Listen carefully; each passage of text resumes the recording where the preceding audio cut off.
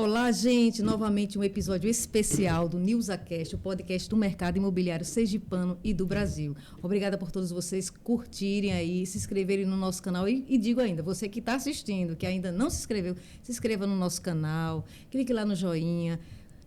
Participe, porque isso é importante para o nosso mercado imobiliário, já que é um podcast nichado. Então, para que a gente tenha novos episódios, é importante a sua participação com perguntas e também clicando lá e participando do nosso canal. Hoje nós estamos com um convidado muito especial, não é, Luzia? Como sempre, todo convidado que vem aqui é especial, Demais. Mas esse aqui é especialista no mercado imobiliário e vai trazer novidades do mercado para você que quer fechar vendas agora em dezembro, viu? Para garantir o seu 13º. Vamos aprender com ele como é que faz negócios, né, Nilza? Com toda certeza. Experiência tem, né? E principalmente no ramo que está em alta, no nicho que está em alta, que é o Minha Casa, Minha Vida, né? A gente está vendo que está aumentando, que é um mercado pujante. Além disso, também o médio padrão, né? Já que Minha Casa, Minha Vida está aí até 350 mil hoje. Então, aí, esse mercado tem crescido em Aracaju e a gente sabe disso. E, mais do que uma pessoa especial, é Everton Teixeira, da J. Nunes, né? Que já esteve no nosso canal anteriormente, mas a gente sabe da sua expertise com relação ao nosso mercado local e, além do local, Nordeste, Brasil, né, um cara que sempre está antenado com as notícias sobre o setor imobiliário, sobre a construção civil. Né? Muito obrigada pela sua presença. E eu começo, como sempre, um breve histórico de quem é Everton, para quem ainda não conhece, ainda não assistiu no episódio anterior, um breve histórico e também um pouco sobre a construtora a qual trabalha, J. Nunes, né? Bom, primeiro, obrigado pelo convite. É sempre um enorme prazer estar falando sobre o mercado imobiliário. Sou apaixonado. Praticamente minha vida profissional é no mercado imobiliário. E para mim é muito legal estar falando sobre temas que de fato são o meu dia a dia. Minha Casa Minha Vida é o nosso dia a dia. Então, tudo que eu puder contribuir, tudo que eu puder ajudar vocês, eu vou estar à disposição. Eu sou profissional do mercado imobiliário há mais ou menos quase 20 anos, vai completar 19 anos agora, ano que vem, no início do ano que vem. Já passei por algumas construtoras, hoje eu sou Sangue J. Nunes, estou na J. Nunes aí há 14 anos e trabalhei fora e tal, e sou responsável por toda a estrutura. Estou responsável, porque isso é relativo, né? Mas estou responsável nesse momento por toda a estrutura de venda, de prospecção, clientes, marketing, ou seja, tudo aquilo que de fato impacta na vida do cliente, tudo aquilo que de fato chama atenção na vida do cliente. J. Nunes é uma empresa de 36 anos, então vamos completar o nosso 37º aninho ano que vem. E, mais de 25 mil unidades entregues, a gente tem muitas em produção, aí 3, 4 mil unidades em produção, devemos chegar à marca aí das 30 mil unidades aí em breve, então são grandes marcos aí que a gente está de fato construindo e só se construir de forma séria, de forma profissional, e é isso que a gente preza realmente. Que bom, a gente vê aqui em Sergipe, né, vários lançamentos, graças a Deus, né? Até porque o estoque dos populares estava defasado, mas a gente viu que veio um lançamento muito bom, que é um sucesso de vendas lá na Barra dos Coqueiros. Além dele, a gente vê o Marbelo aí quase que pronto já, né, as torres erguidas. Aqui é um sucesso de vendas também na Zona Sul, na Coroa do Meio. A gente vê que a J. Nunes ela tem crescido muito e ela é uma empresa sergipana que está além fronteira, né, está em outros estados e permanece em outros estados. Enquanto outras empresas foram e voltaram, né, a J. Nunes permanece aí em outros estados, crescendo, né? Foi se solidificando. E com relação ao nosso mercado, Everton, atual, diante dessas mudanças do Minha Casa Minha Vida, elas favoreceram realmente, principalmente com relação aos lançamentos imobiliários? Na realidade, eu não diria só em relação aos lançamentos. A gente teve, desde o ano passado, de uma forma geral, grandes melhorias em relação ao mercado. Se a gente pegar em fevereiro do ano passado, 2022, nós falávamos, pensando em Aracaju, 17 mil reais de subsídio, a gente achava um monte na época. O governo dá 17 mil para as pessoas. E aí várias mudanças. O governo anterior, não entrando no mérito político, mas o governo anterior foi subindo isso, até que a gente chega hoje, em julho, com a mudança, uma mudança que saiu de 47 para 55 mil, mas o maior subsídio da história, várias construtoras, inclusive a gente utiliza isso como mote, porque de fato é o maior benefício dado até hoje dentro da história do Brasil, para um cliente. Ou seja, você tem, a depender da sua renda, a depender da sua condição, do seu fator social, a chance de estar adquirindo um imóvel com 55 mil de subsídio. Mas não foi só isso que fez essas grandes alterações. Então, além do subsídio, de tudo que aconteceu, a gente pode citar uma redução de taxa, principalmente agora nessa virada do meio do ano, ali de junho para julho, houve uma redução de taxa, especialmente para quem ganha até 2 salários mínimos. A gente teve também um terceiro grande fator e que, para mim, nessa mudança de chave foi o fundamental, até talvez mais do que essas últimas mudanças de subsídio. O fator que passou a ser aceito a condição de 35 anos de financiamento. Então, até então, o cliente só podia assumir até 30 anos. Em outras linhas de crédito, como a SBPE, que a gente vai falar daqui a pouquinho, ele já se aceitava 35, mas passou a ser aceito de forma mais aberta, mas para o mercado como um todo e não nichado com um cliente específico. E isso, de fato, aumentou o poder de compra do cliente significativamente.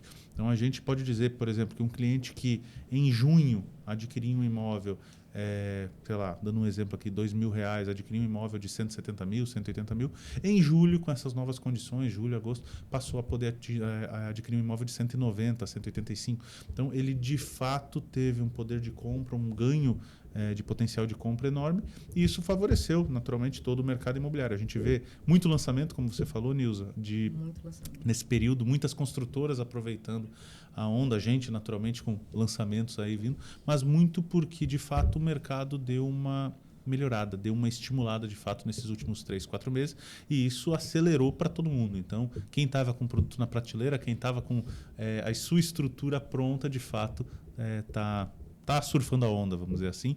E para o cliente nunca teve tão bom, né? Então, falo em nome de construtora, mas quando você coloca na visão do cliente, nunca esteve tão fácil adquirir imóvel, porque você tem uma condição diferenciada por causa dos 35 anos, a taxa de juros está baixinha, o subsídio de até 55 mil. Então, de fato, você começou a ter uma possibilidade de mais clientes comprarem, ou seja, mais pessoas acessarem. A gente veio de um momento muito complicado, um momento econômico de forma geral, pandemia, etc., de um momento muito complicado.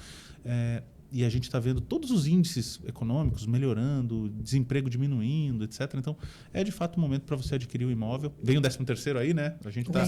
Eu não sei que dia. Eu não sei que dia vai entrar o vídeo ao vivo, né? Mas a gente está gravando hoje no final de novembro, então vem o 13º aí. E aí, consequentemente, isso ainda dá mais uma acelerada no processo. Com certeza, com certeza. Além disso tudo, das taxas, além do subsídio, tem aquele bônus, né, Nilza, de R$25 na taxa administrativa, né? Que foi reduzida, que facilita o pessoal da faixa 1. A gente divide faixa 1 em 2 segmentos, né? Porque antigamente, no modelo anterior do Minha Casa Minha Vida, nós falávamos de faixa 1, aquele que é dado, inscrição isso, e tal. Que era o FAR, outro fundo, outro funding pegado. E hoje a gente tem faixa 1, vamos chamar assim, de mercado, que é esse cliente que pega até 2 salários mínimos e tem muitos benefícios para ele. E tem o cliente que vai ser o faixa 1, o governo está com uma proposta aí de 115 mil unidades aí espalhadas pelo país, etc., para esse, que vai ser com inscrição e tal. Mas não é nada para agora, na realidade.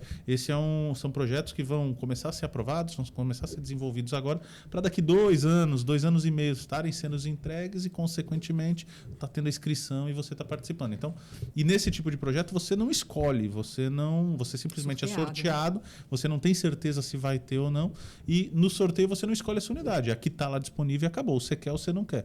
Enquanto quando você compra de uma construtora hoje, você consegue, de fato, escolher posição, virado para o quê, todas as melhores condições. O local. Exato. Que é o principal, né? Localização é um negócio que é diferente, porque ela afeta diretamente o preço. O mesmo produto numa região é completamente diferente, só que o custo de construir é o mesmo, né? Então eu gasto a mesma coisa para construir, mas o perfil que compra, o perfil que aceita, o preço que pega é completamente diferente a depender da região. Então, tinha um amigo meu que dizia localização em primeiro, em segundo, em terceiro, em 19º lugar a gente começa a discutir a segunda parte. Porque também a localização tem a questão da logística, né? O cliente tem que ir e, às vezes, essa faixa aí que o governo vai sortear não vai garantir uma localização adequada para o cliente Para aquele seus perfil. familiares. Sim.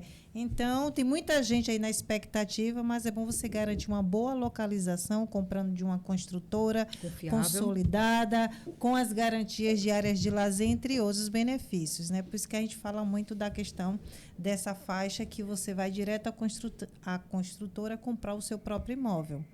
E a questão da faixa também, Lanús, além disso, é a escolha que a pessoa pode ter, é o padrão que a pessoa pode escolher, porque a gente sabe que localização, entorno, isso tudo favorece a família. Porque se você está numa localização melhor, com certeza você muda a vida da sua família. Você vai ter uma escola próxima, um comércio próximo.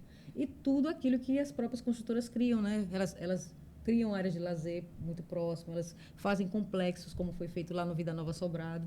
Então, há uma integração e uma qualidade de vida, né? Há essa preocupação.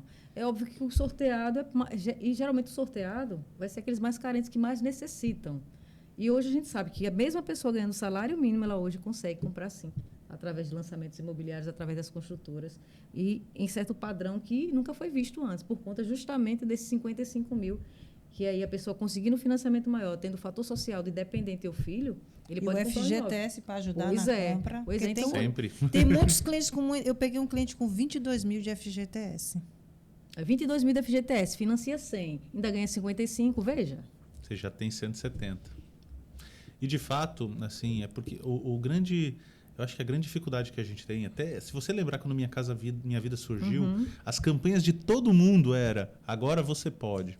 A gente até chegou a usar aquela personagem da Globo lá que falava de... Era um personagem de humor, né? De humor, Fabiana Carla fazia e tal. Agora você pode, agora ela era uma nutricionista, se não me engano. Agora você pode, porque a grande dificuldade é esse público acreditar que pode. Veja, todos podem adquirir o imóvel. Hoje, você com pouco mais que salário mínimo já vai conseguir imóveis em boas localizações. E eu falo, claro, em nome da J. Nunes, mas na J. Nunes não tenho a menor dúvida que a gente consegue realizar o seu sonho. Então, procurem, de fato, esse é um momento. Nunca teve tão bom. Eu acho que essa pegada de pagar algo que é seu e deixar de pagar algo que é dos outros, um aluguel, uma coabitação, morar com a mãe, a sogra, sei lá, não falando mal das mães e das sogras, mas... Sem privacidade, né? Sem privacidade. Eu acho que todo mundo quer ter seu cantinho e nunca teve tão fácil ter o seu cantinho. E uma coisa também, Everton, que os clientes pecam muito para depois, esquecendo dos aumentos das tabelas. Porque a gente vê que clientes que comprou lá na primeira tabela, no lançamento, eles saem na vantagem daqueles que compram depois. Por quê? Claro, gente, com a evolução da obra, tem aumentos de material, a construtora ela vai mensurar todos os custos e aí vai ter esse aumento. Então, quando há um lançamento, que os clientes dê preferência a comprar esses lançamentos para pegar os bônus, as garantias da tabela. Teve agora o feirão, não foi isso? Que a gente precisou que os clientes fossem lá adquirir os imóveis na primeira tabela. Então, a J. Nunes está com um lançamento agora, que vocês procurem a J para pegar esses imóveis. Né? 2 lançamentos. Eu falo da Barra dos Coqueiros, está bem acessível para quem quer morar na Barra. Então, cuidado, não espere lá para o final, que talvez você não tenha os mesmos benefícios. Eu falo em questão de custos financeiros do também que chega não, primeiro. Quem fica por último escolhe as unidades mais simples. Quem chega primeiro, né? Eu vou até dizer diferente. Eu acho que o grande segredo de você estar comprando um imóvel, por mais que você vai procurar o que cabe no bolso, é primeiro ver de quem você está comprando, para não comprar uma furada, comprar um problema, etc. Então, verifique quem é a construtora, se tem história e tal. Acho que isso é muito importante. O segundo grande ponto é que a condição, esses 55 mil e tal, tanto faz a construtora, porque isso não é um programa da construtora, é um programa do governo. Então, todas as construtoras que constroem de forma organizada e tal, acabam tendo acesso. Mas nisso, eu acho que vale a pena dizer algumas características da Jota, não pelo fato de eu estar aqui para vender a Jota, mas por coisas que a gente acredita, é modelo de negócio. Se você pegar a missão da Jota, entrar lá no site da Jota, acho que até falei isso no outro podcast, está escrito lá, desenvolver ambientes urbanos. A J. Nunes desenvolve bairros. Se pegar na Barra dos Coqueiros, Costa do Mar veio junto com a Alameda Rio Mar e é um bairro, vem com praça, vem com toda uma interligação de infraestrutura viária entre um bairro e outro, entre uma região da cidade e outra. São 4 empreendimentos, então é um complexo urbano que a gente está fazendo. Se você pega o Mirante, lá na região da Soledade, veja, sabe o que eu fico pensando? A gente está na parte mais alta da Soledade, provavelmente uma das mais altas de Aracaju, e você em cima desse morro, vamos chamar assim, a gente vai erguer um prédio de 13 andares. Se você passa lá na Euclides Figueiredo e olha para o lado, você só vê o morro sem nada. Agora imagine se tivesse um prédio de 13 andares ali. Então, assim, a gente de fato se preocupa em construir bairros e de fato se preocupa em construir infraestruturas, pelo menos na grande maioria, especialmente no Minha Casa Minha Vida, que vão trazer qualidade de vida para o cliente. Então, assim, acho que são as grandes coisas que o cliente tem que entender. Cabe no bolso, vamos pesquisar. Óbvio, tem que estar com o nome limpo. Óbvio, tem que ter um bom histórico, não pode estar entrando toda hora numa pendência e tal. Mas procure um empreendimento numa região que te interessa, cliente. Procure uma construtora dentro dessa região que você está procurando, que caiba, que tem histórico, que sabe o que está fazendo, que não vai te deixar na mão. E procure, de fato, produtos que vão te trazer qualidade de vida. Não é só o preço é importante, mas lembre-se, diferente de comprar um celular que amanhã você troca, uma casa você não troca tão cedo. Então é uma compra de longo prazo e a gente brinca que dura mais que muitos casamentos, né? Ou pelo menos que a maioria dos casamentos. Então, assim, de fato é um negócio que você deve se preocupar e fazer com todo cuidado e carinho. Aí uma pergunta, com relação aos médio e alto padrão da J. Nunes, a gente vê que tem um empreendimento lá na Coroa do Meio. Como é que está o desenvolvimento do médio padrão após a vinda aí do Minha Casa Minha Vida tão forte? A gente sabe que estava com problema na taxa de juros por conta da defasagem da própria poupança, né? As pessoas tiraram o dinheiro desse recurso. Então, ficou sem recurso, ficou com taxa mais alta. A gente vê as dificuldades, principalmente para quem está financiando agora. Com relação a isso, o médio e alto padrão aqui em Aracaju, que a construtora J. Nunes ainda tem estoque, como é que está o desenvolvimento nesse sentido aqui? A gente continua dentro do planejamento, na realidade, a obra da gente já está perto dos 80%, 70% ali. A velocidade está dentro do que de fato a gente planejou, não mudou nada. E o curioso é que está acelerando. Então, mês após mês, a gente se vendia 6 unidades no mês, depois vende 7, depois vende 8, depois vende 9, vende 15, está crescendo. E por quê? Eu atribuo 2 coisas. A primeira é que esse cliente que, de fato, a gente chama de SBPE, né? Esse cliente que tem uma classe média, vamos dizer assim, tem uma renda um pouco melhor, ele sofreu muito na pandemia, até porque parou de ter acesso. Como a poupança ficou reduzida, ficou mais fácil, em virtude da taxa de juros, aplicar em outras condições, o funding para financiamento imobiliário diminuiu. A Caixa Econômica sentiu e tal. E agora isso está meio que se normalizando, porque com a redução da taxa Selic e essa orientação que a taxa vai reduzir para os eventos futuros ou para os cortes futuros do Copom, consequentemente a expectativa volta. Então, a primeira o cliente gosta de ver uma obra pronta, a gente já está numa fase disso. E segundo, temos, de fato, a taxa Selic começando a cair, ou dando sinais que vai continuar caindo, porque a inflação está controlada. Se a gente pegar o INCC, últimos 12 meses, aí, é claro que tem mês que dá um pouquinho mais, um pouquinho menos, mas nos últimos 12 meses está dando menos de 4%, o que antes da pandemia não existia, sempre ficava entre 5%, 6%, 4,5%, e a gente está abaixo de 4%, então está com o custo estabilizado, e isso, de fato, é um grande diferencial para todo o processo. Então, o modelo econômico, de fato, seja para o Minha Casa Minha Vida, ele está muito atraente, mas para o de médio e alto padrão também começou, o que a gente tinha uma esfriada aí no último ano, mas começou a dar uma revigorada aí. Acredito que vai vir muito lançamento. A gente, inclusive, está pensando em lançamentos aí. Estou proibido de dar spoiler, diga-se de passagem. Mas vai ter lançamento de casa? Não, casa não. Mas a gente, de fato, vem com lançamentos para classe média aí que eu acredito muito que vai ser bem diferenciado. Mas a classe média que vai se enquadrar no Minha Casa Minha Vida ou SBPE? Não, SBPE. Acima de... Porque, na realidade, existe uma curiosidade. A lei que mudou Minha Casa Minha Vida, ela foi feita, pelo menos no que eu acredito, esses 350 mil, né, imóveis até 350, justamente pela dificuldade que a gente estava de disponibilidade de funding de poupança. Na hora que a taxa de juros cai, que os outros players de mercado, os outros bancos e tal começam a se aproximar, existe uma tendência de o FGTS voltar a ser usado só para o que é mais popular e deixar essa faixa, uma vez que a outra taxa do SBPE se aproxime. Então, eu acredito que a gente sim ainda vai ter esses 350 mil por um tempinho, mas no médio prazo eu acredito que de fato o FGTS volte a ser usado para o que ele tem que ser usado, que é para habitação popular, que é para obra de infraestrutura, que é para fazer o país crescer e gerar emprego, e deixe a classe média dentro do negócio de mercado, que é de fato o funding de poupança, que deve, veja, ninguém está falando que é para pagar mais caro não, mas o funding de poupança com a redução da Selic deve voltar para patamares que hoje estão, ou Minha Casa Minha Vida, para 350 mil.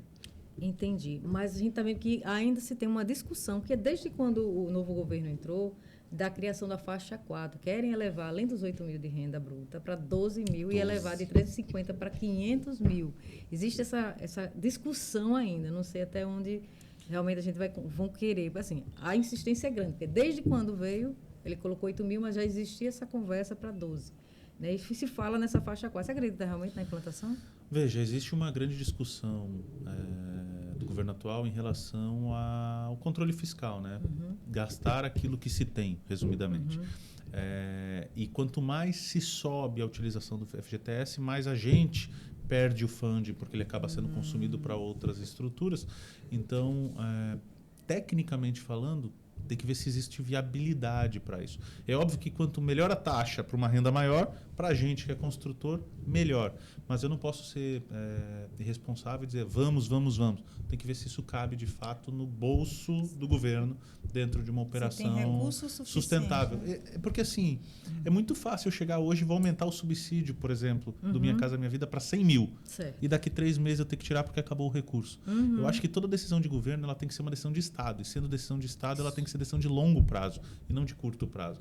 Então, eu entendo, por exemplo, o movimento de trazer o pessoal dos 350 mil para dentro do FGTS, uma vez que temos uma dificuldade com o SBPE.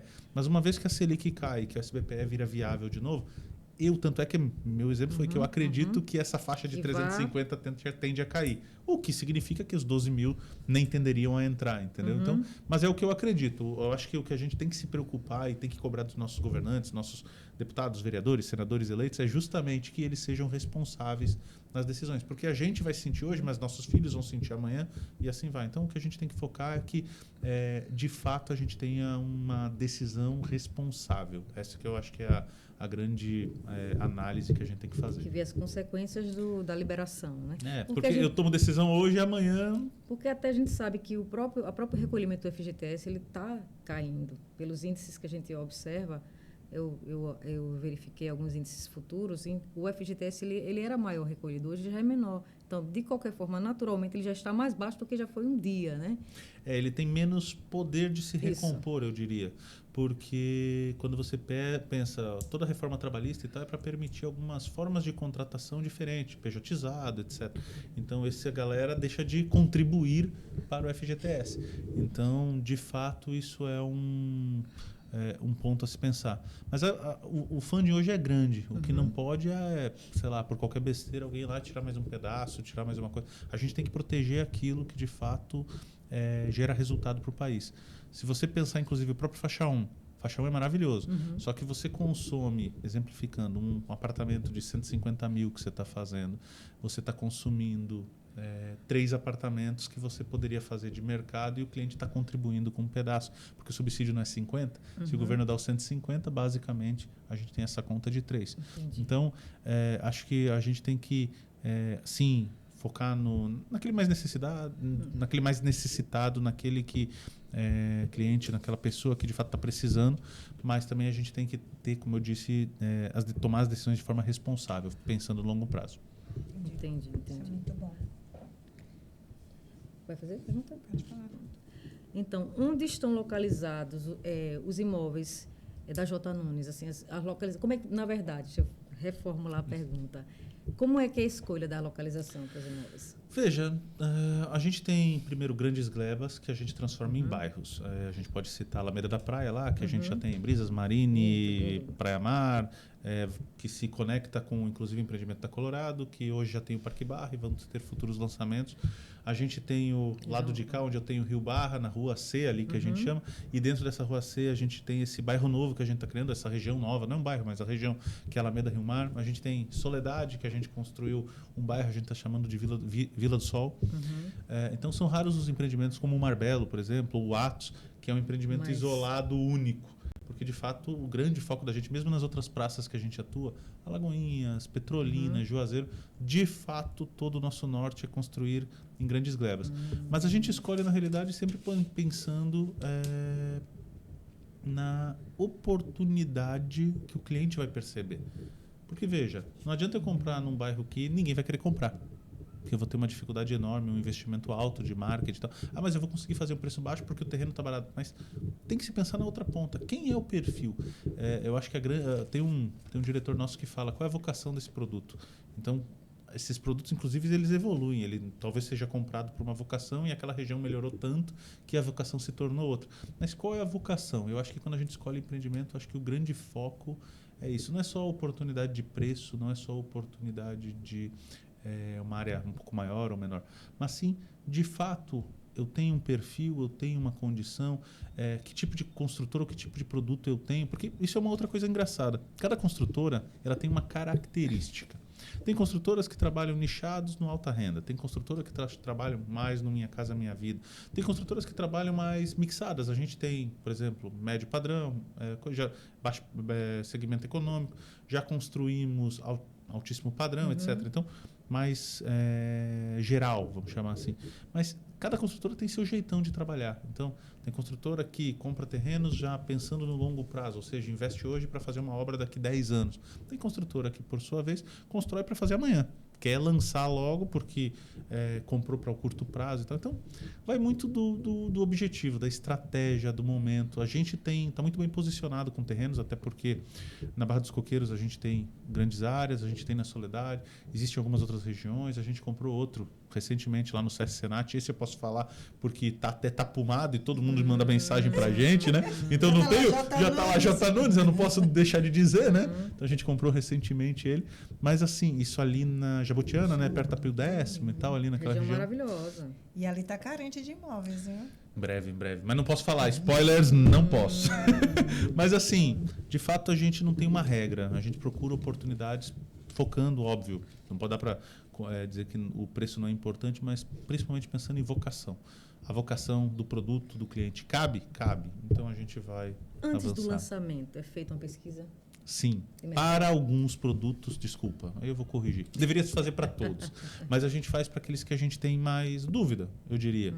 Então, aqui recentemente a gente fez para que a gente vai lançar, inclusive, em breve, para fazer em Alagoinhas outro, em Petrolina outro. Então, de fato, a gente faz pesquisa.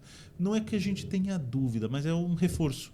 Porque, de certa forma, pense vocês, corretores, você sabe o que cabe naquele lugar e o que não cabe. Então, quando um construtor, isso aqui vai dar mais ou menos, e você já tem essa percepção. Já.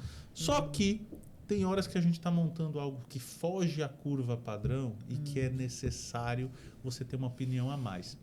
Então, recentemente a gente participou, fez pesquisa com um terreno e que, de fato, a gente tinha a percepção que naquele terreno o produto que a gente estava desenvolvendo não sei se seria a melhor opção. E, de fato, quando a pesquisa saiu, deu isso. A gente até brincava. Se esse negócio der positivo, eu não sei se eu acredito na pesquisa. Mas, de fato, não deu positivo. Então, assim, acho que é um instrumento importante, é uma forma importante de se fazer análise. Existem vários institutos que fazem esse tipo de coisa hoje em dia, mas ajuda, de fato, bastante quando a gente está em dúvida se aquele é o passo a ser dado. Porque a gente, como incorporador, como construtor, quer que funcione, né? Então, às vezes a gente está meio cego pelo ego, pelo lucro que porventura venha a ter. Então, acho que é importante, quanto mais informação. Eu sou um gestor que é muito focado em dado. Então, eu analiso, pensando a parte comercial, o lead, quantos converte em pré-cadastro, em aprovação de crédito. Então, eu vejo tudo isso muito. O meu dia a dia é fazer gestão de números, de certa forma. Porque, para mim, eu acredito muito que a estatística faz o jogo virar. Então, quanto mais dados, naturalmente, tendo uma pesquisa na mão, isso ajuda a gente a tomar decisão. Eu sei da parceria do CRM, CVCRM, que a maioria das construtoras sergipanas tem. O CVCRM veio ajudar nesses dados? Ou Muito, bastante. Na realidade, eu uso o CVCRM, na realidade eu ajudei a construir o CVCRM, mas eu acho que o ponto mais importante é que no CVCRM a gente consegue ter todo tipo de informação imputada em relatórios. Então, os dados saem, a gente consegue extrair, montar dashboards, montar BIs que nos ajudam com a tomada de decisão. Então, essas coisas que eu falei, quantidade de leads, pré-cadastro, aprovação, vendido, quanto de cada imobiliária, qual é o timing, o lead timing, etc. Tudo. tempo, né? Tempo. A gente consegue fazer gestão de fato disso e gerar previsibilidade. Eu acho que tudo isso serve para que a gente gere previsibilidade. Para que eu faço uma pesquisa? Para saber se aquele negócio vai dar certo. Então, é previsão se aquilo vai dar certo. Tudo que a gente capta de dados é para gerir previsibilidade. E o CV ajuda muito, de fato, nisso. Everton, eu e Nilza nós conversamos bastante. Eu já estou há 13 anos no mercado, Nilza também está indo para os 13 anos aí, tem 12 anos no mercado. Tempinho bom já. Tempinho bom. E eu e Nilza, a gente sempre trabalhou com dados, com pesquisa, metrificou vendas, onde a gente vende mais, qual é o bairro que a gente consegue ter mais captação de leads. E a gente percebe que para você perdurar tanto tempo, você precisa trabalhar com dados, com pesquisas, ter uma boa gestão. E a gente estava observando também que algumas construtoras aqui, elas têm 35, 36, 40 anos de mercado. E com certeza são empresas que trabalham com os pés no chão, de uma forma muito consolidada. E partindo para o lado do corretor, que é a nossa pegada aqui, onde a gente convive, a gente percebe que muitos colegas nossos não perduram no mercado. Porque geralmente eles não trabalham com gestão, não trabalham com dados, não metrificam as suas vendas.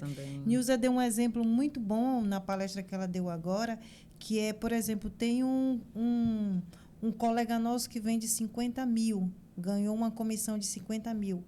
Ele acha que aquele mês é dele, ele gasta aqueles 50 mil, não divide por 12. E aí vem as frustrações dos outros momentos que não conseguiram vender.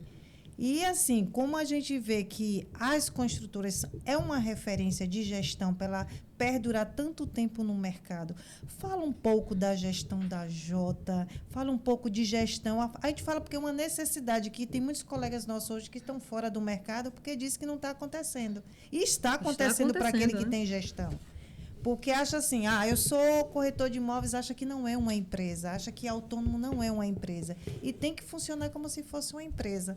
Aí a Jota, que já vai para os 37 anos de mercado, fala um pouco como é essa gestão da Jota, como é que funciona, que eu sei que muita gente quer saber sobre gestão. Isso é um papo mais complicado. A gente vai passar quantas mil horas aqui? Você dá uma pincelada. Não, brincadeira. Veja, tudo eu posso dizer que a gente tenta de fato ser uma empresa com muito dado. A gente investe muito em tecnologia. Para ter ideia, a gente estava até brincando numa reunião da diretoria essa semana que o setor, tirando obras, porque aí não conta, né, é um custo completamente diferente de qualquer outra coisa. O setor administrativo que tem o maior investimento da empresa é TI. Mas por que TI? Não é porque simplesmente eu quero que TI seja tudo lindinho, robozinho fazer. Não. É porque a gente precisa de tentar gerar dados e informações para que as decisões sejam mais assertivas. Vocês perguntaram sobre pesquisa, eu dei exemplo sobre leads, mas o que a gente vê muitos corretores, o que a gente vê muitas imobiliárias, inclusive, que é o oba-oba. Vamos lá, vai dar certo, vamos fazer e tal. E, na realidade, gestão não tem nada disso. É dado. Eu acredito muito que a gente consegue criar modelos de negócio, modelos de forma de trabalho. Veja, a J. Nunes hoje tem 4 diretorias. Eu estou interinamente assumindo 2, mas ela tem uma diretoria que cuida do que lança, ou seja, dos novos produtos. E essa diretoria tem toda uma frente de trabalho. Por que lança, como lança, o que vai lançar, para onde vamos, qual o planejamento dos próximos 3, 4 anos. Porque, vejam, começa assim, que empreendimentos eu tenho que fazer hoje, ou começar a desenvolver hoje, para que daqui 2 anos ele esteja sendo vendido, para que daqui 4 anos eu esteja entregando. E isso tem que ser planejado. Aí você sai da diretoria que prepara o produto, pensando em obra, eu tenho alguém que executa tudo aquilo. Então, como o projeto sai de um lado, chega no outro, como aquilo é executado, como eu meço a produção e a produtividade daquilo, eu tenho 24 meses, ou 18 meses, ou 12 meses para fazer uma obra, de que forma a gente faz isso? Tudo isso é planejado, a gente sabe passo a passo o que vai ser feito. Quando eu penso no administrativo financeiro, eu tenho a outra ponta, né? as outras 2 diretorias, uma que cuida do comercial, que hoje eu estou interino, como eu disse, mas que cuida dessa estrutura de como é que eu gero entrada de leads, como é que eu gero conversão, como é que eu aprovo um crédito, como é que eu gero uma venda, como é que eu estimulo um corretor e qual é o número daquele corretor e por que eu dou mais lead para o corretor A do que o corretor B ou por que eu invisto mais na imobiliária C e não na D. Tudo isso vem de coisa, não é porque eu olho e Lanúzia tem os olhos bonitinhos, é porque de fato a gente precisa converter. E o mesmo vale para financeiro ou para qualquer outra área dentro da empresa. Então, tudo gera muita estatística. E com estatísticas a gente pode tomar melhores decisões. E aí eu acho que é importante alguns detalhes, algumas curiosidades. Por exemplo, você teve poucas construtoras de fora, de fato, entrando em Sergipe. Você falou que as construtoras daqui são todas... mais velhinhas, vamos dizer assim, são empresas mais... Veja, num mundo que, sei lá, quantos % acabam no primeiro ano, sabe-se lá quantos % chegam numa segunda geração. A gente está com empresas aí de 40 anos, 50 anos, 37, quase 37 anos, e empresas sólidas, consolidadas, que você, pelo menos, é óbvio, a gente não tem informação de todo mundo, mas você não vê soluçando, vamos chamar assim. São empresas que estão sólidas e devem continuar sólidas. Então, tudo isso, eu acho que mostra como o Sergipe tenta evoluir, como a gente, mesmo pequenininho, no menor estado da nação, na capital menorzinha, se a gente considerar outras grandes capitais que a gente tem, como a gente consegue, de fato, fazer as coisas de forma organizada e quanto o cliente consegue, de fato, perceber que, de fato, a gente é diferente. Porque senão ia chegar qualquer um de fora aqui e já era. Ia chamar atenção, ia fazer bagunça, ia lançar muito, vender muito e estaria tudo maravilhoso. Mas não, a gente de fato continua sólido, as construtoras continuam sólidas, a J. Nunes continua sólida e a gente acredita que o longo prazo, a gestão, a estatística, os dados é quem nos fazem dar esses próximos passos e essa evolução. É uma dúvida minha, na Quantas verdade. quiser. Eu sei que houve um aumento no subsídio de imóveis de terceiros. Isso realmente impactou um pouco nas vendas dos imóveis, lançamentos, nos lançamentos imobiliários? Impactou? Veja, eu não acho que impactou. E aí eu tenho algumas ressalvas, porque não é esse impacto o problema. O problema não é meu problema. Na realidade, eu acho que a gente tem que comparar coisas iguais de formas iguais. Certo. Ou dar condições iguais para todos os que são iguais. Quando eu penso em imóvel de terceiro, é um imóvel que, por regra, a gente já não sabe mais necessariamente as condições ou da forma que foi feito ou se passou por todos os crivos. Porque, por exemplo, eu para construir um imóvel hoje, um empreendimento, eu tenho que saber se o calor dentro do apartamento está atendendo às normas, se o som dentro do apartamento está atendendo às normas, se aquela cor... Eu estava vendo uma discussão do setor de projetos, se aquela cor esquenta mais ou menos e se passa pelos mínimos da norma técnica para fazer isso. Então, é tanta regra e tanta condição que, beleza, eu tenho no final uma possibilidade de remuneração, subsídio, lucro, condição e tal. Quando eu penso em imóveis avulsos, vamos chamar assim, seja ele pequenos construtores, e veja, ressalva tem gente que constrói sério, tem gente que trabalha muito sério. Mas será que todos passam por esse mesmo nível de fiscalização? Será que quando você está comprando um imóvel avulso, seja ele usado, seja ele um imóvel novo, de fato, tudo que a norma preconiza está lá? Porque a gente sabe que no nosso lado é cobrado por isso. A gente tem que fazer ensaio de incêndio para ver se não vai pegar fogo mais rápido do que a norma está preconizando. Então, tudo isso a gente passa. E eu acho que o ponto não é eles ganharem mais, eles deviam ganhar o mesmo, mas desde que condições fossem de fato iguais.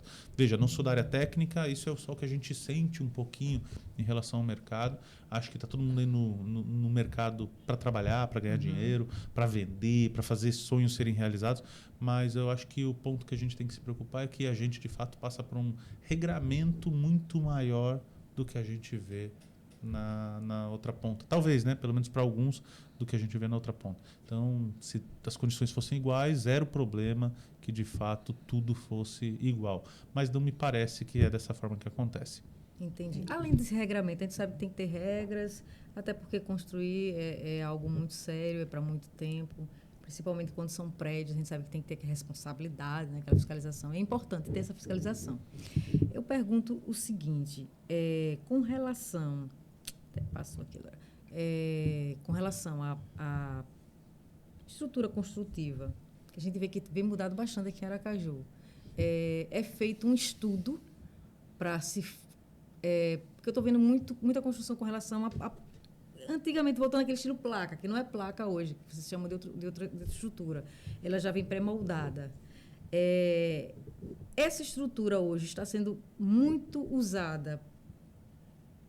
Por quê? É mais barata? Não. Não é mais barata. Gera previsibilidade. Na realidade, aquelas formas são muito caras. A gente chama de... o termo técnico, mas formas de concreto, formas de alumínio moldadas em loco, com concreto moldados em loco. Mas elas são muito caras. São equipamentos que eu tenho que ter repetição.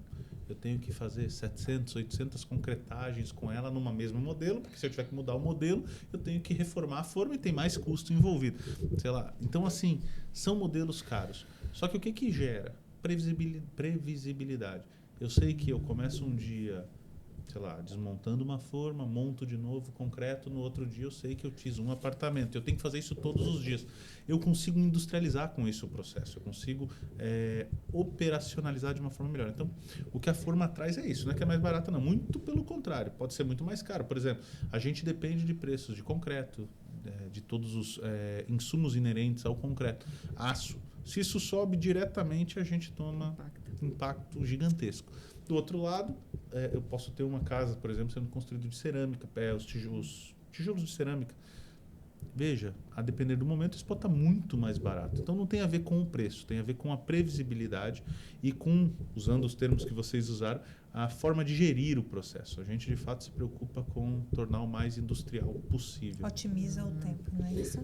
Vocês veem no Marbella a velocidade de construção, sim, né? As 3 torres já estão lá em cima, já estamos com uma torre básica, eu acho que já está na segunda, com cerâmicas dentro. A gente já está, por exemplo, abrindo apartamentos modelo agora para ver. Então, tipo, é uma obra que, se a gente fosse no método tradicional, eu com certeza não tinha terminado ainda as torres de subir, quanto mais começar os processos de acabamento. Eu tive um cliente agora que me pediu para visitar ele de Brasília, né? Falei com Lívia, a Lívia permitiu ele conhecer. Ele veio aqui o ano passado, estava... No chão. No chão. Quando ele chegou esse ano, ele ficou assustado. Ele não veio para visitar o imóvel porque ele achava que ainda não está pronto. Aí ele veio com a esposa... Fez aquela rondazinha ali no entorno. Automaticamente ele me ligou. Lanús, eu acredito que eu já posso entrar num apartamento. Você tem como conseguir para eu entrar e me levar minha esposa? Menina, estava um ano passado aqui no chão, agora já as 3 torres já estão prontas. Aí o que é que eu faço? Liguei para a Lívia, autorizou, ele entrou na unidade, se apaixonou, já me indicou para pessoas. Estou esperando fechar aí negociação. Aproveita esse mês que vai subir, viu? Vou até dar um toque para ele, né? E aí a gente vê, né, que realmente a otimização do tempo, a gestão, gerir tempo, né? Talvez não seja o mais O Marbella econômico. a gente brincava que era 2 apartamentos por dia. Então, todo dia 2 apartamentos. Em uma semana eu tenho um andar feito. Em 9 semanas, 10 semanas, 11, eu estou com um apartamento lá em cima. Eu estou com um prédio lá em cima. Quando eu penso no sobrado, aquelas 1.500 unidades, a gente chegou a fazer 16 casas por dia. Então, tipo, lá eu tinha 3 turnos de trabalho. Eu tinha gente entrando para desformar, formar e concretar, sei lá, 7 da manhã, tinha uma outra turma meio-dia, outra turma às 4 da tarde, porque de fato a gente tinha que fazer um volume para conseguir cumprir todos os prazos e tal. Então chegou a 16 apartamentos por dia. Então gera uma previsibilidade, de fato gera dado, estatística e a gente consegue ter mais controle do fim. Acho que esse é o grande problema da construção, é que ela é uma atividade manual, né? Ela é muito dependente da qualidade de mão de obra, de tudo que a gente tem. Então, quanto mais eu consigo automatizar, mais eu consigo padronizar a forma de fazer, mais fácil a qualidade ter um padrão, é mais fácil eu conseguir prever o dia que eu vou terminar. E aí isso pesa, porque uma grande conta, um grande ponto é quanto eu gasto de segurança, por quanto tempo a segurança dura, quanto eu gasto com processo de engenharia, gestão, engenheiros, encarregados, almoxarife e tal. Tudo isso está numa conta que prazo pesa. Então, se eu começo a ter previsão, eu consigo prever um orçamento mais assertivo, eu consigo com isso sair com um preço melhor e, de fato, a gente controla tudo no mínimo detalhe. Gerou uma pergunta aqui, uma curiosidade. Vocês estão trabalhando com otimização, gestão do tempo, produção em série, a gente pode dizer assim. E a gente sabe que hoje o conhecimento está muito em alta e precisa de conhecimento para capacitar essas pessoas para trabalhar e dar a vocês esse resultado. como é que funciona capacitar algo novo para funcionários que antigamente pegava aqueles blocozinhos e hoje está com placas. Como é que funciona isso? A gente tem todo um... Isso é uma eterna discussão interna, vamos chamar assim. A gente, de fato, tem todo um programa de treinamentos para os funcionários que estão entrando e tal, porque, de fato, tem que entrar para trocar o pneu com o carro andando, né? Então, assim, entra uma equipe, entra outra e tal.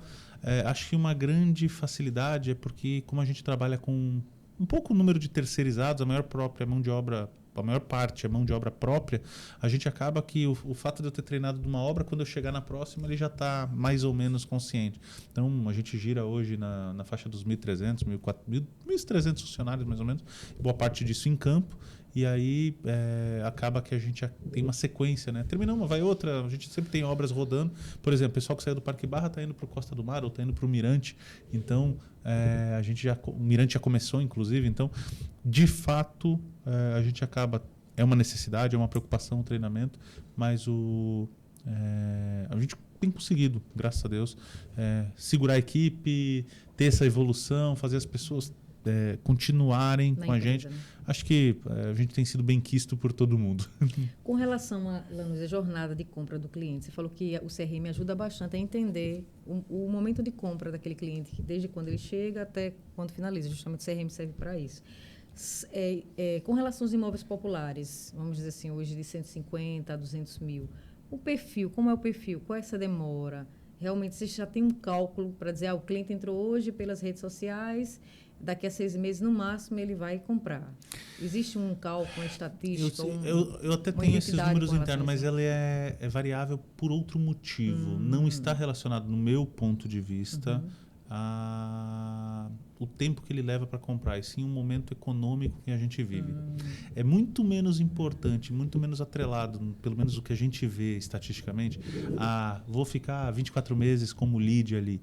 Está muito menos atrelado a isso do que como é que está a economia. Imóvel é a primeira coisa que você compra quando a economia melhora, mas é a primeira coisa que você deixa de comprar, porque é um bem de volume de alto valor agregado, quando o problema acontece. Porque se você tem minimamente o risco de perder o emprego, você vai comprar um imóvel? Não. Então, estabilidade. Não está tão relacionado a isso. Então, o que a gente vê? Ano passado, por mais que aumentasse o subsídio e tal, a gente via ainda uma trava muito grande econômica, uma incerteza. A gente teve a disputa política, né, que atrapalha gigantescamente, porque a insegurança do que vem, como vem, de que forma vai ser e tal. Eu diria que o primeiro semestre, de uma forma geral, desse ano ainda, com o novo governo assumindo, tomando conta e tal, mas quando as coisas começam a se direcionar, quando as coisas começam a ficar mais claras, e aí não como eu já disse algumas vezes, não tem nenhuma apologia a que governo é melhor ou pior. E sim que as pessoas precisam de clareza, os funcionários, o emprego precisa ter clareza que funciona. E esse fato de você ter clareza que, poxa, não tem motivo para a empresa me demitir hoje, então eu estou mais seguro, não tem razão para a empresa... Claro, uma anomalia acontece, mas se você consegue se sentir seguro, esse movimento acontece. E aí a gente está vendo isso agora. Veja, se eu pegasse há um ano atrás, eu ia te dizer que o cliente está passando na minha base 12 meses, 10 meses. Hoje eu estou com o cliente entrando num mês, no outro comprando. Então, assim, é de fato o momento. Acho que é menos importante nesse momento essa jornada e mais importante que a economia melhore. Acho que isso é o que vai acelerar de fato. Redução da taxa de juros Selic, essa manutenção em longo prazo do subsídio, das condições que o governo está dispondo, isso, como eu disse, ter previsibilidade gera um número melhor no longo prazo. E a gente está começando a ter... Entender, né? Entender como é o mecanismo disso. Eu acho que a grande dificuldade é porque muito cliente se apertou muito, né, nesse período. Despesas aumentaram, muita gente se endividou, etc. Então, acho que... essa é a grande dificuldade. A gente chama de bancarizar, né? Preparar o cliente para um financiamento, porque Minha Casa Minha Vida você está diretamente vinculado a um financiamento. A venda, 99% é assim. Então, acho que isso é o que pesa mais, inclusive, do que o próprio tempo de jornada. É essa bancarização. Vem o tal do eu acredito que eu posso comprar, finalmente eu entendi que eu tenho condição. Vem uma melhoria de uma estabilidade econômica que ele está vendo no emprego, no emprego da esposa e tal. Veio uma melhoria de subsídio, de condições de pagamento e tal. Tudo isso está se atrelando num final de ano aí que tem sido muito promissor. A gente tem, de fato, percebido que as coisas estão melhorando. Acredita que o maior gargalo realmente seja a inadimplência? Porque eu até fiz um estudo estatístico pelo Serasa, vi que a população brasileira, 70% tem um orçamento comprometido. E, a depender do Estado, mais de 50% da população é endividada. Acredita que um dos grandes problemas, por ser realmente, né, as pessoas não têm hoje um recurso para comprar à vista. Toda nossa habitação brasileira é vinculada, a grande maioria, a financiamento. Principalmente financiamento pela Caixa, que é o banco hoje que mais financia. Mas, com relação a isso, esse financiamento, realmente, essa inadimplência é um dos fatores que mais atrapalha. Como é que está essa forma de aprovação? Está tendo muito condicionamento? Está tendo muita reprovação? Como é que estão esses números? Como é que estão esses números? Não acho que esse é o problema. O meu medo, e aí eu estou falando como construtor, desculpe, como construtor, como provedor do negócio, como incorporador, está relacionado a subsídio melhorou, então as condições melhoraram, o negócio foi possível viabilizar porque deu para aumentar um pouco as margens, deu para melhorar o negócio. Mas eu acho que o grande problema que a gente hoje tem não é necessariamente a inadimplência, e sim a geração do pró-soluto. Para quem não entende, o pró-soluto, que está assistindo a gente, é aquela quantidade de parcelas que você deixa após o seu financiamento, ou seja, é um endividamento que você tem. Você não está devendo por ser inadimplente, mas você tem uma dívida a ser paga. E o que vocês percebem é que, inclusive a gente, para conseguir adequar a conta do cliente que consegue pagar hoje, a gente saiu do que era uma previsão de pagamento até entrega, e aí o cliente assumiria uma prestação de financiamento a partir dali, para uma previsão de pagamento até entrega, mais um monte de parcelinhas após 24 meses, 36, 60, 48, seja lá o que for, junto com a prestação de financiamento. E veja, você não consegue prever, é difícil a gente prever o que vai acontecer daqui a 6 meses, quanto mais daqui a 3, 4 anos, considerando que você tem 2 prestações vencendo juntos. Então, a minha preocupação hoje, a preocupação da Jota como negócio, é justamente que a gente consiga tornar isso um cálculo mais equilibrado, um cálculo de risco do pró-soluto, um cálculo de quanto é que está ficando pós-entrega para esse cliente. Todas as vendas da gente, a gente passa por isso. Mas não é porque eu não quero vender, não. Eu quero. Mas eu preciso, inclusive, me preocupar em ajudar o cliente a não fazer uma bobagem. Porque para transformar um imóvel num pesadelo, ou seja, o tal do sonho num pesadelo, não leva 10 minutos. É rapidinho para isso acontecer. E veja, quando você toma aquele crédito, tem aquele direito ao subsídio e tal, você está num determinado momento que você quer realizar o sonho. Então você está empolgado, você está feliz. É de fato um momento mágico. E a gente tem que, peraí, mas vamos fazer conta aqui. Cabe no bolso? De fato dá para ser? Porque o que a gente vê, assim, muito cliente assumindo condições, muito cliente assumindo situações que podem ficar perigosas ali na frente, para ele, para a construtora, para todo mundo. E aí sim, esse risco de inadimplência que você citou, Nilza, é perigoso. Hoje, eu diria que está controlado. A inadimplência ela tende a cair, o governo está com programas de redução de inadimplência. É óbvio que isso ainda impacta bastante, mas se a gente comparar com o que a gente tinha no início do ano, hoje está provando muito melhor do que o que a gente tinha, está condicionando menos e tal. Mas eu acho que o grande perigo são as decisões que nós, como incorporadores, junto com os clientes, naturalmente, com os corretores, com toda a cadeia, está tomando hoje pensando em pró-soluto. O pró-soluto é um risco se a gente não souber administrar. Então, não tenho nenhuma obra, quer dizer, até tenho, mas a maior parte das minhas obras hoje estão sendo feitas e a condição para o cliente tem parcelas após a entrega. E é essa parcela que é o risco para a gente. Porque, vejam, deixar... Maior ainda para a construtora. Para a gente, para a construtora. Porque, veja, a gente está deixando parte do lucro, ou o lucro todo, ou talvez mais que o lucro, a depender do empreendimento, no futuro. Num futuro incerto para o cliente, para a gente, para todo mundo. Então, esse é um risco que eu acho que é pior que o da inadimplência, é um risco que a gente, pensando em mercado, a gente tem que se preocupar. Não é fácil resolver, porque mesmo que você aumente a avaliação, suba o preço, você tem que buscar margem. Então, não é um negócio que você resolve fácil. E para resolver, a economia tem que melhorar muito, porque o cliente tem que aumentar a condição de compra. Isso não é rápido, nem fácil, e nem o governo vai vir com uma solução mágica para acontecer. Então, acho que mais importante que a inadimplência é a gente se preocupar com esse pró-soluto futuro aí, que não só nós, todas as construtoras, de uma forma geral, estão fazendo. É aquela questão de não vender para emoção, que eu sou corretora, eu quero a emoção o corretor de vender. Quer isso. O cliente dá a emoção de quem quer comprar, mas realmente tem que ser com os pés no chão para o futuro não dar problemas nem dores de cabeça.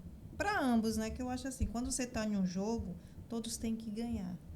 Tem que ser bom para todo mundo. Tem que ser bom para todo mundo. A gente não pode ser egoísta. E o cliente não percebe que a questão não é ele deixar de pagar para a construtora. Ele nunca mais, se ele perder aquele imóvel, ele nunca mais vai ter o subsídio. Justamente. Ele nunca mais vai ter essa taxa de juros. Se ele perder o imóvel, porque veja, na hora que ele está deixando de pagar para a construtora ou para o banco, aquele benefício, tudo aquilo que foi construído, ele nunca mais vai ter.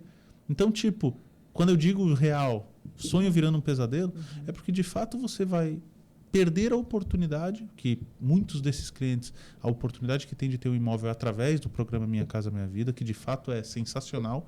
Então, muitos desses negócios vêm através disso. E se você perde essa chance porque está desorganizado e tal, talvez 1 mês, 2 meses a mais que você tivesse esperado ali no processo de compra, mesmo talvez com um aumento de um preço, alguma coisa que acontecesse, mas 1 mês a mais que você tivesse esperado e se organizado e se entendido a conta direitinho e feito a conta de fato no papel, você tivesse muito mais segurança. Então, é algo que a gente tem se preocupado, é óbvio que a gente quer vender, é óbvio que a gente quer vender muito, mas é algo que a gente, como player do mercado, precisa estar de olho sempre. Não sei se você percebeu, Eto, que a gente está falando muito sobre planejamento e organização. Totalmente. Hoje, nós erramos lá atrás, mas hoje a gente vai crescendo, vai amadurecendo, vai ganhando um pouco mais de experiência e a gente quer errar menos, quer arriscar menos com o cliente. Então, hoje em News a gente está se preocupando muito com o cliente, falar da questão da organização financeira, da educação financeira, do planejamento, de não arriscar. A gente pegou recentemente agora uns 2 ou 3 clientes que nos procuraram, querendo comprar, mas já passou por problemas e o imóvel para leilão. Acabou, não pode mais. Então, assim, tudo vem confirmando a responsabilidade do corretor em planejar com o cliente a venda realmente, se for o momento correto. A gente sempre está falando agora do tempo, né? Corretor deixe de ser ansioso, o cliente deixe de ser ansioso, faça tudo no tempo certo. Porque não adianta, porque é ruim para a construtora, é ruim para o corretor e é ruim para o cliente também. E o cliente nesse jogo é que sai perdendo mais ainda, porque acabou a chance. Não se planejou para comprar um imóvel, acabou, você não tem outra chance com a Caixa.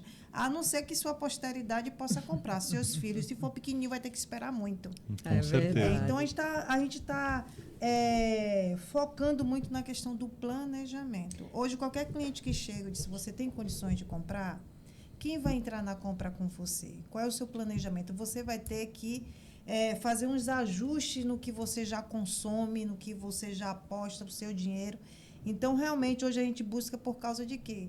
Por causa da responsabilidade desse cliente ficar com esse imóvel até o final. E até mesmo, a gente está sabendo agora, né, Dilza, que a gente até às vezes falava com o cliente, a questão do cliente quitar o mais rápido possível, depois dos 5 anos da compra do imóvel, para não ter problemas futuros e deixar para a sua posteridade uma garantia, né?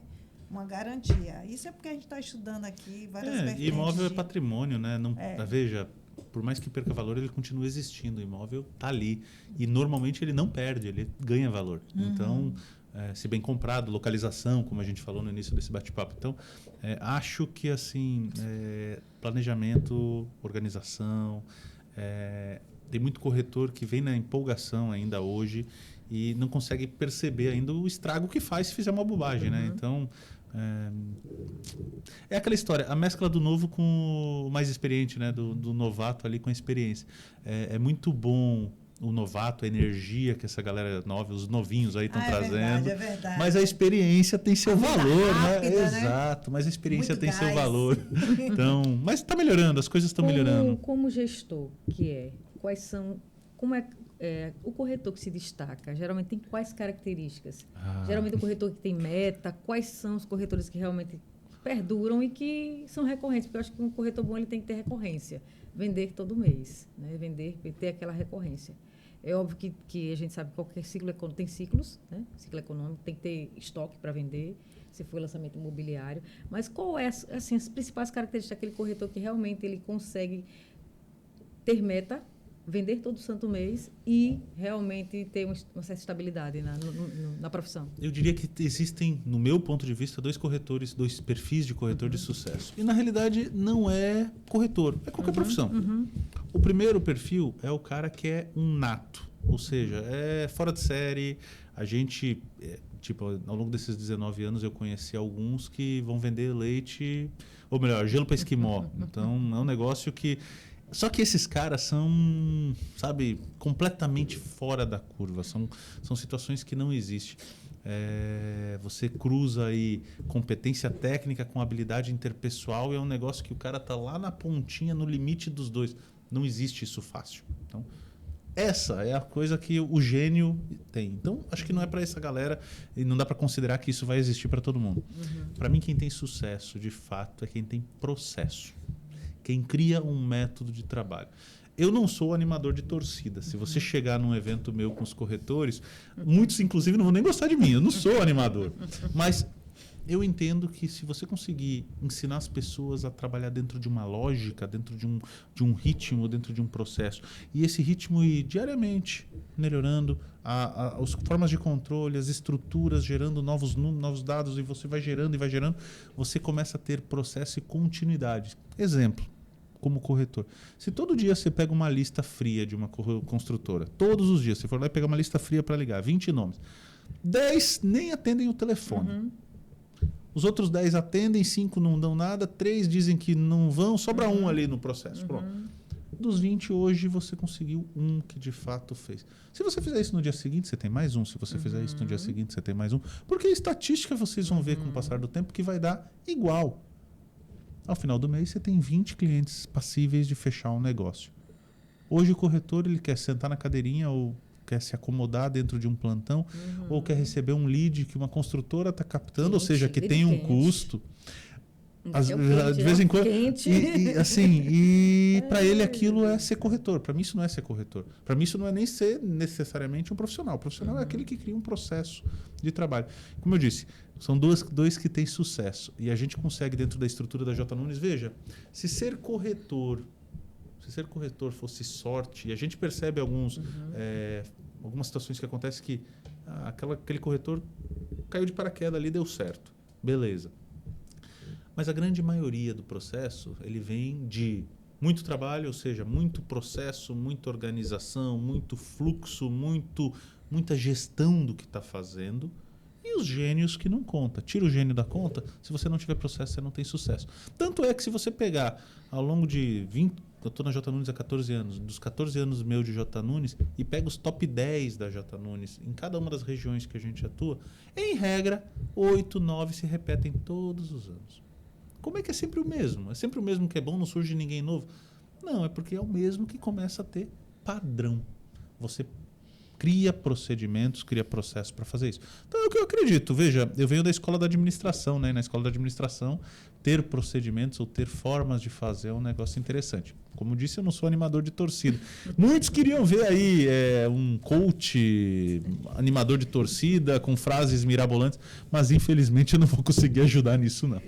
É interessante você falar, porque a constância também, eu sempre acreditei muito na constância. Eu acho que você tem que começar um trabalho e você tem que ser constante. É óbvio que se você tem meta, você tem que ter 3 tipos de meta, sempre falei isso, né? Aquela meta que você sabe que realmente ali não tem como não atingir, aquela meta que é um pouquinho mais ambiciosa, mas aquela meta também insuperável. Porque se você não estiver se desafiando, você não cresce. Exato. Tem que se desafiar todo santo mês. Então, eu vejo que realmente o corretor que dá certo é aquele que sabe focar nos produtos certos, que escolhe aqueles produtos que sabe que as pessoas vão gostar, que sabe ter a estratégia dos próprios clientes, ter estratégia no trabalho e o atendimento. Eu acho que realmente, assim, para mim, no meu ver, o atendimento também faz aquela diferença. Mas também, se não tiver a constância, se não tiver o processo, não vai ter volume. Né? E para ter volume, realmente, eu acredito muito mais no processo do que na genialidade. A genialidade, ela tem aquele pico.